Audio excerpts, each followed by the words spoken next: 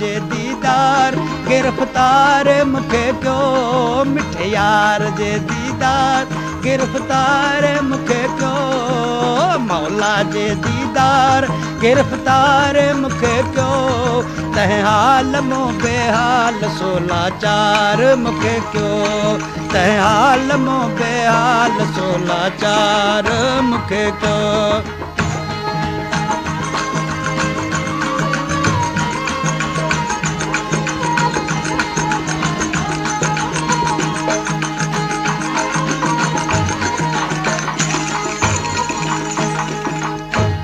करना गहणन डंग विजन वंग वकोड़े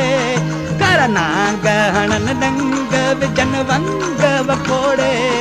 करना गहणन डंग विजन वंग वकोड़े जियां वार घुंडीदार ज़ख़्मदार मूंखे कयो जियां वार घुंडीदार ज़ख़्मदार मूंखे कयो सुन यार जे दीदार मूं बेहाल सोलाचार मूंखे कयो तंहिं हाल मूं बेहाल सोलाचार मूंखे कयो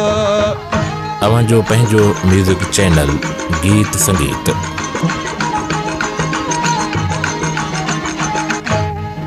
ओ ला ला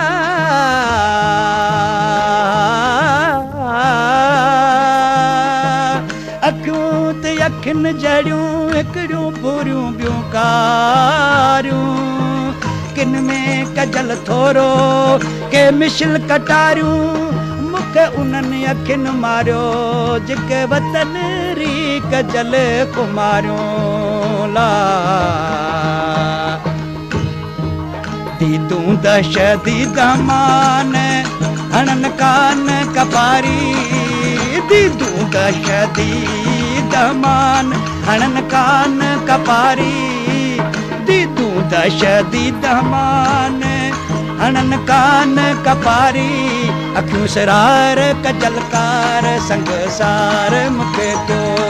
अखियूं सरार कजलकार संगसार मूंखे कयो सुन यार जे दीदार गिरफ्तार मूंखे कयो साईं मौला जे दीदार गिरफ्तार मूंखे कयो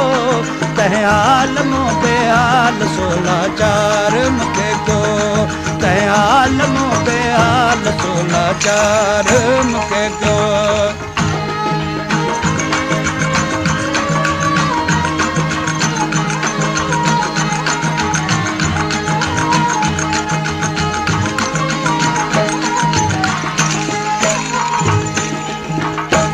मिठी मुर्क लबन लाल चपन चाल चनिया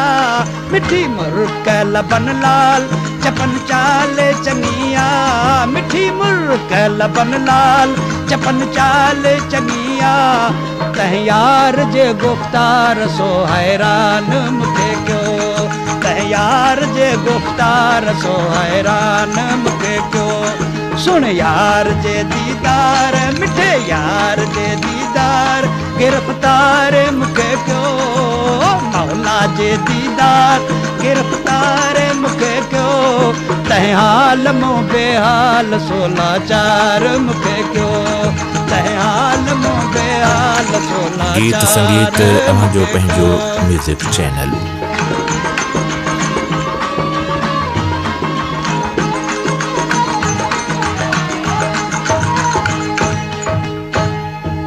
रोज़ ॾियनि सूर परियल पूर पवन था साईं रोज़ ॾियनि सूर परियल पूर पवन था रोज़ ॾियनि सूर परियल पूर पवन था तंहिं यार जे रुख़सार तलबदार मूंखे कयो तंहिं यार जे रुख़सार तलबदार मूंखे कयो